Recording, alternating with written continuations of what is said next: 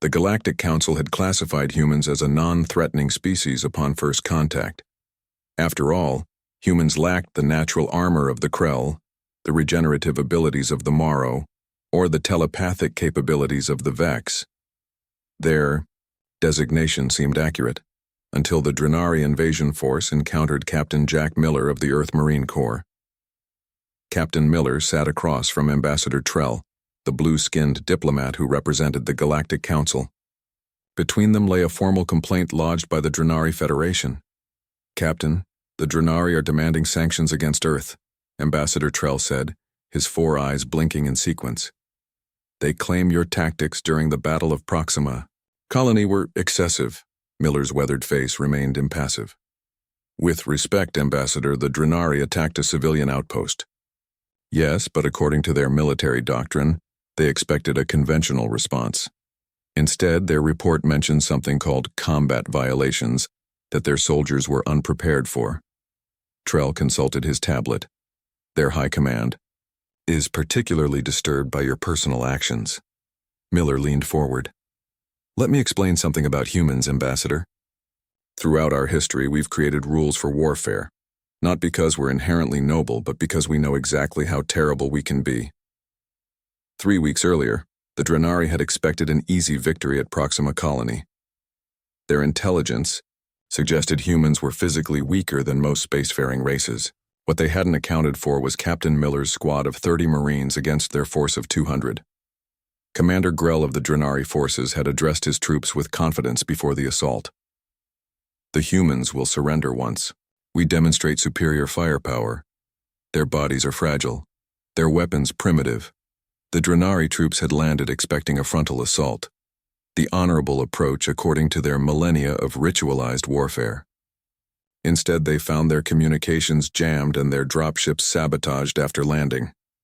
In the colony's main control room, Miller had addressed his squad. "We're outnumbered 7-1. Standard tactics won't work here." He pointed to a holographic map. "We need to convince them that fighting us isn't worth the cost." The first Drenari patrol disappeared without a trace near the colony's hydroponics facility. The second patrol reported sniper fire from multiple directions before falling silent. By nightfall, 20 Drenari soldiers were missing. Commander Grell had raged when he discovered their water supply had been contaminated with a non-lethal sedative. "This is dishonorable. They refuse to meet us in proper combat." The Drenari had never encountered night vision technology before, nor were they familiar with traps, diversions, or psychological warfare. They certainly weren't prepared for a human Marine who had studied every battle in Earth's long, bloody history. Back in the present, Ambassador Trell looked uncomfortable. "Captain, the report states you targeted their medical facilities." Miller shook his head. "We targeted their mobile weapons platforms, which they had disguised as medical units, a violation of interstellar warfare conventions that they signed. We had intelligence confirming this, and the use of sonic weapons, non-lethal crowd control, no permanent damage. The colony's environmental systems, tactical manipulation of temperature and humidity, standard procedure when defending territory." Trell's antennae twitched. "The Drenari High Command claims you personally infiltrated their command ship and replaced their tactical displays with images of Earth predators?"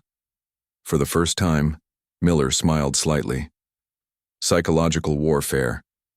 We broadcast footage of sharks, bears, and other predators from Earth with a simple message: we're the apex predators of our world for a reason." The ambassador's complexion paled. "The complaint specifically mentions something called the Geneva Conventions, and how your tactics seemed designed to, how did they phrase it? Exploit every loophole while technically remaining compliant." "That's precisely the point, Ambassador." Miller straightened in his chair. "Humans created rules for warfare because we know exactly what we're capable of without them. Every combat violation the Drenari accuse us of exists because at some point in our history, someone did something so terrible we had to explicitly forbid it." The room fell silent as Trell processed this information. "What the Drenari don't understand," Miller continued, "is that those rules aren't just restrictions, they're warnings. Each prohibition represents a horror we've already committed against ourselves. We're not physically imposing because we've had to become clever instead. We're not naturally armored because we've learned to turn everything into a weapon. Trell stared at the human with growing understanding. Your weakness forced innovation. Not just innovation, adaptation. The Drenari retreated, not because we killed their soldiers, but because we made them realize what fighting humans actually means. We didn't just beat them, we confused them, disoriented them, and made them question their assumptions. And this is standard human military doctrine?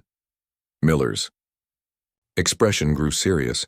Ambassador, the most important lesson in human military history is this: never force humans into a corner, because when survival is at stake, those combat violations become just the beginning.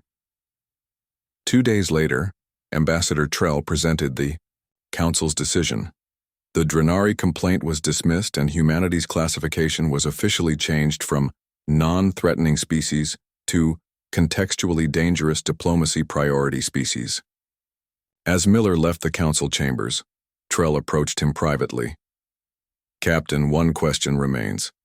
You could have simply destroyed the Drenari force, yet you chose methods that minimized casualties on both sides. Why? Miller looked the ambassador in all 4 eyes. Because the most important human innovation isn't our capacity for violence, it's our capacity for restraint. The Drenari needed to understand both. As news of the reclassification spread throughout the galaxy, other species began studying human history with newfound interest, particularly the long list of combat tactics that humans had voluntarily forbidden themselves from using. What they found frightened them more than any natural weapon ever could.